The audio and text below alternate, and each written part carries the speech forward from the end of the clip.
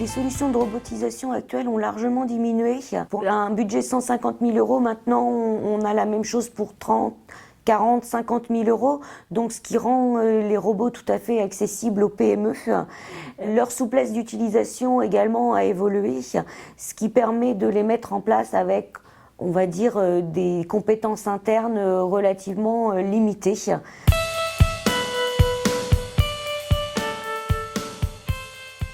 Les robots maintenant sont facilement programmables de différentes façons, que ce soit par auto-apprentissage, par programmation PC ou par apprentissage.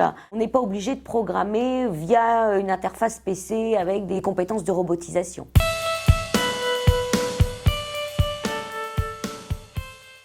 Les robots collaboratifs, eux, ont pour fonction d'assister l'humain. Ils sont surtout là pour aider le mouvement, pour accompagner l'effort. Donc la programmation n'est pas la même. Elle est beaucoup plus légère et donc beaucoup plus facilement intégrable en termes de compétences techniques.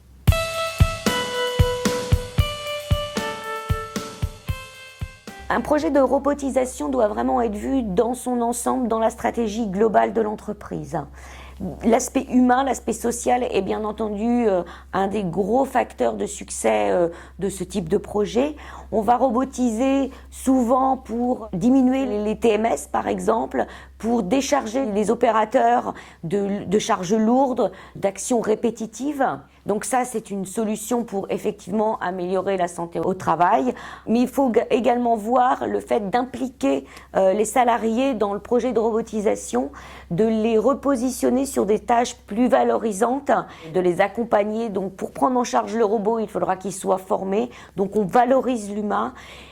Et la communication est le maître mot pour réussir le côté social de son projet de robotisation, qui peut être aussi amené à être la fierté des salariés qui voient leur entreprise se moderniser, se développer.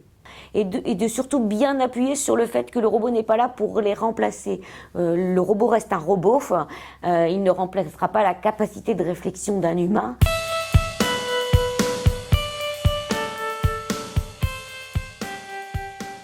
Les équipes techniques sont souvent contentes de voir leur entreprise acquérir des moyens performants, modernes, qui vont ouvrir de nouveaux marchés, permettre à l'entreprise de se développer. Donc les équipes techniques dans l'entreprise sont souvent très enthousiastes de voir arriver un robot dans leur entreprise, un matériel moderne, innovant.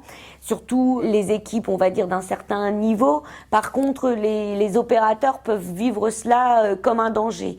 Il faut vraiment communiquer sur le fait que ça va être pour eux le moyen de se repositionner sur des tâches à plus forte valeur ajoutée, d'être formé également, puisque le robot, il faudra l'approvisionner, il faudra le régler.